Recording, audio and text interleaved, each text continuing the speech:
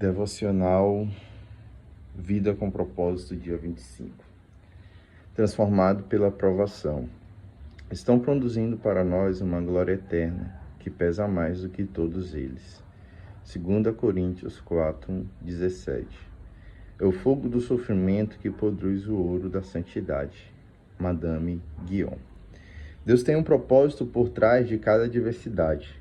Ele usa as circunstâncias para desenvolver nosso caráter. Na verdade, ele se utiliza mais da circunstância para nos tornar semelhantes a Jesus que da leitura da Bíblia. A razão é óbvia. Você se defronta com as circunstâncias da vida nas 24 horas do dia. Jesus alertou-nos de que teríamos aflições no mundo. Ninguém está imune à dor ou livre de sofrer. Ninguém tem a oportunidade de atravessar a vida sem problemas. A vida é uma série de problemas. Toda vez que se resolve um, já existe outro aguardando a vez. Nem todos são graves, mas todos são importantes para o processo de crescimento que Deus planejou para você. Pedro nos assegura que os problemas são normais. Queridos amigos, não se assustem e se admirem quando vocês passarem pelas provas ardentes que estão para vir, pois isto não é coisa estranha e nem fora do comum que lhes vai acontecer. 1 Pedro 4, 12. Deus utiliza os problemas para que você se aproxime dele. A Bíblia diz: o Senhor está perto dos que têm o coração quebrantado. Ele resgata os de espírito abatido. Salmos 34, 18. As mais íntimas e profundas experiências de adoração ocorrerão provavelmente nos dias mais sombrios, quando o coração estiver partido, quando você se sentir abandonado, quando não tiver mais nenhuma opção, quando a dor for intensa, nos dias em que você decide buscar somente a Deus. É durante os períodos de sofrimento que aprendemos a fazer orações mais sinceras, autênticas e honestas a Deus. Quando sentimos dor física ou emocional, não temos disposição para orações superficiais. Joni Eareckson Tada observa: quando a vida é um mar de rosa, podemos passar o tempo adquirindo conhecimento sobre Jesus, imitando-o, citando e falando sobre eles. Mas apenas quando sofremos é que o conheceremos. No sofrimento, aprendemos coisas a respeito de Deus que não podemos aprender de nenhuma outra forma. Deus poderia ter livrado José da prisão e Daniel da cova dos leões, poupado Jeremias de ser lançado no poço da lama, impedido os 3 naufrágios de Paulo e evitado que os 3 jovens hebreus fossem jogados na fornalha em chamas. Mas não o fez. Permitiu que esses problemas acontecessem e, em decorrência deles, cada um desses homens foi trazido para mais perto de Deus. Os problemas obrigam-nos a olhar para Deus e a depender dele, em vez de confiar em nós mesmos. Paulo dá testemunho desse benefício. Sentimos que estávamos condenados à morte e percebemos como éramos fracos demais para socorrermos a nós mesmos. Isso, porém, foi bom, porque assim nós colocamos tudo nas mãos de Deus, o único que poderia salvar-nos, pois é capaz até de levantar os mortos. 2 Coríntios 1, 9. Você nunca saberá que Deus é tudo o que você precisa até que Ele seja tudo o que você tiver. Independentemente da causa, nenhum problema acontece sem a permissão de Deus. Tudo que ocorre na vida de um filho de Deus é filtrado pelo Pai, e Ele pretende usar isso para o bem, mesmo que Satanás e outros tensionem usá-lo para o mal.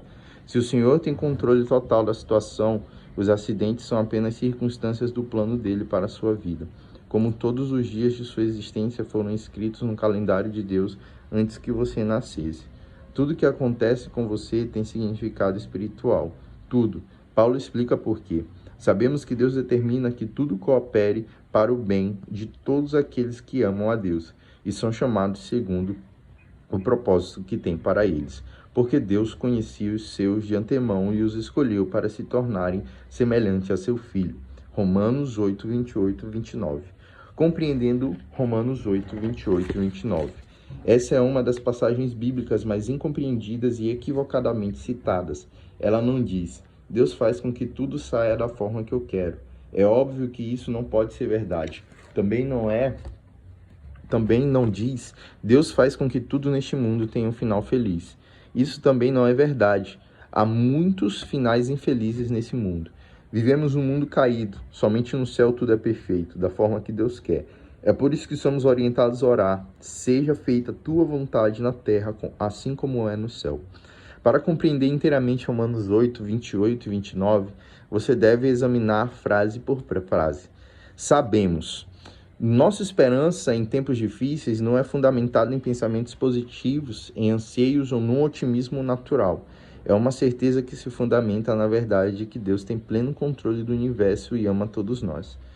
Que Deus age. Há um grande projetista por trás de tudo. Nossa vida não é resultado do acaso, do destino ou da sorte. Existe um plano principal. A história consiste na história de Deus. É Deus quem controla o leme. Nós cometemos erros. Deus, porém, jamais se engana. Ele não pode cometer erros, porque é Deus. Em todas as coisas. O plano de Deus para a sua vida envolve tudo o que acontece a você, incluindo erros, pecados e mágoas. E ainda inclui doenças, dívidas, acontecimentos infelizes, divórcios e a morte de pessoas queridas. Deus pode fazer o bem aflorar na pior adversidade. Ele faz isso no Calvário. Nada acontece de forma isolada ou independente. Os fatos de sua vida agem em conjunto, conforme o plano de Deus. Não são atos isolados, mas parte interdependente do processo que o tornarão semelhante a Cristo.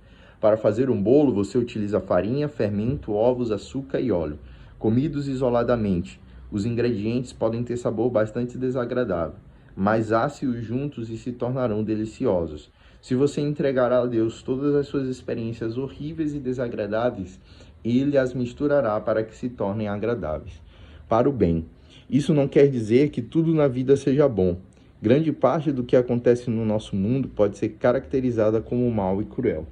Mas Deus é especialista em extrair o bem de tudo isso. Na genealogia oficial de Jesus Cristo, distinguem-se 4 mulheres: Tamar, Raabe, Ruth e Batseba. Tamar seduziu seu sogro para engravidar. Raabe era prostituta. Ruth nem mesmo era judia e infringiu a lei ao casar com um judeu. Batseba cometeu adultério com Davi, o que acabou causando o assassinato do próprio marido. Não são exatamente reputações excelentes, mas Deus converteu o mal em bem e Jesus veio dessa linhagem. O propósito de Deus é maior que nossos problemas, nosso sofrimento e até mesmo nossos pecados, daqueles que o amam, dos que foram chamados. Essa promessa é somente para os filhos de Deus, não para todos. Todas as coisas contribuem para o mal daqueles que vivem em oposição a Deus, insistindo em seguir o próprio caminho, de acordo com o seu propósito. Que propósito é esse? Que sejamos semelhantes a seu Filho. Tudo que Deus permite que aconteça em nossa vida é por causa desse propósito, edificando um caráter semelhante ao de Cristo. Somos joias moldadas pelo martelo e o cinzel da verdade, da adversidade. Se o martelo do joalheiro não tiver peso suficiente para aparar nossas arestas, ele usará uma marreta. Se formos realmente obstinados, ele utilizará uma britadeira. Ele usará o que for necessário. Cada problema é uma oportunidade para a edificação do caráter. E quanto mais difícil a situação, maior o potencial de desenvolvimento dos músculos espirituais e da fibra moral. Paulo disse: sabemos que essas tribulações produzem paciência, e a paciência produz caráter. Romanos 5, do 3 ao 4. O que acontece exteriormente em sua vida não é tão importante quanto o que acontece dentro de você. As circunstâncias da vida são temporárias, mas o caráter é eterno. A Bíblia frequentemente compara as provações ao fogo que refina o metal, queimando as impurezas. Pedro diz: essas dificuldades lhe sobrevêm para provar que a sua fé é pura. Essa pureza de fé vale mais que ouro. Foi feita a seguinte pergunta a um ourives: como você sabe que a prata é pura? Ele respondeu: quando vejo meu reflexo nela. Quando você é refinado pelas provações, as pessoas podem ver o reflexo de Jesus em você. Tiago declara: amigos, quando lutas e aflições os atingirem em cheio, saibam que isso é um presente especial. Vocês verão como a fé será fortalecida e como terão forças para continuar até o fim. Tiago 1, 2 e 3. Deus pretende torná-lo semelhante a Jesus. Por isso, o fará passar pelas mesmas experiências que Jesus passou: solidão, tentação, estresse, críticas, rejeição e muitos outros problemas. A Bíblia diz que Jesus aprendeu a obedecer por meio do sofrimento, pelo qual também foi aperfeiçoado. porque Deus nos eximiria de passar por aquilo que permitiu que o próprio Filho passasse. Paulo afirma: iremos passar pelo que Cristo passou, se enfrentamos momentos difíceis com Ele. Então é certo que com Ele passaremos momentos inesquecíveis, reagindo a problemas como Jesus reagiria. Os problemas não produzem automaticamente o que é pretendido por Deus. Muitas pessoas tornam-se ainda mais amargas em vez de melhorar e nunca crescem. Você deve reagir da forma que Jesus reagiria. Lembre-se de que o plano de Deus é bom. Ele sabe o que é melhor para você e visa apenas a seu bem. O Senhor disse a Jeremias: porque sou eu que conheço os planos que tenho para vocês, diz o Senhor. Planos de fazê-los prosperar e não de causar dano. Planos de dar a vocês esperança e um futuro. Jeremias 29:11.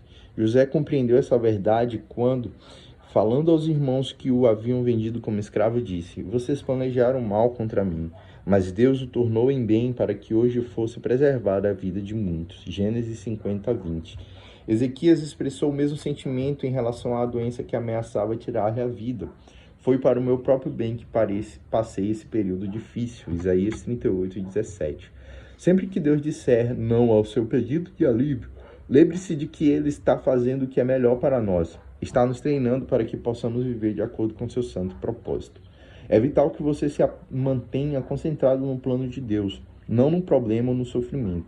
Foi assim que Jesus suportou a dor na cruz e somos exortados a seguir seu exemplo.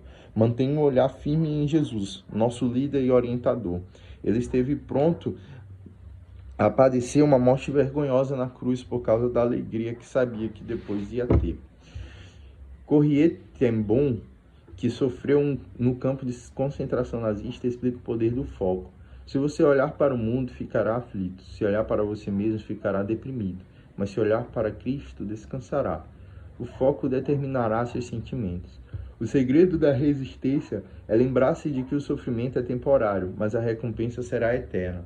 Moisés suportou uma vida de tribulações, porque contemplava a sua recompensa.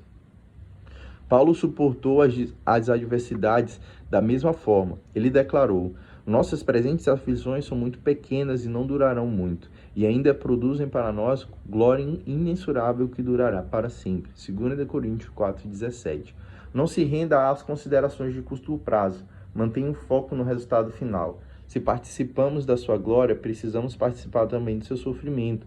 O que sofremos agora não é nada comparado com a glória que Ele nos dará adiante. Romanos 8:17-18. Exulte e agradeça. A Bíblia diz: deem graças em todas as circunstâncias, pois esta é a vontade de Deus para vocês em Cristo Jesus. Como isso é possível? Observe que Deus nos manda dar graças em todas as circunstâncias, mas por todas as circunstâncias. Deus não espera que você seja agradecido pelo mal, pelo pecado, pelo sofrimento, pelas consequências dolorosas próprias deste mundo. Em vez disso, quer que você demonstre gratidão pelo fato de Ele usar os problemas que o afligem para o cumprimento dos propósitos dele. A Bíblia diz: alegrem-se sempre no Senhor. Ela não diz: alegrem-se no seu sofrimento. Isso é masoquismo. Você se alegra no Senhor. Não importa o que aconteça, você pode se alegrar no amor, na atenção, na sabedoria, no poder e na fidelidade de Deus.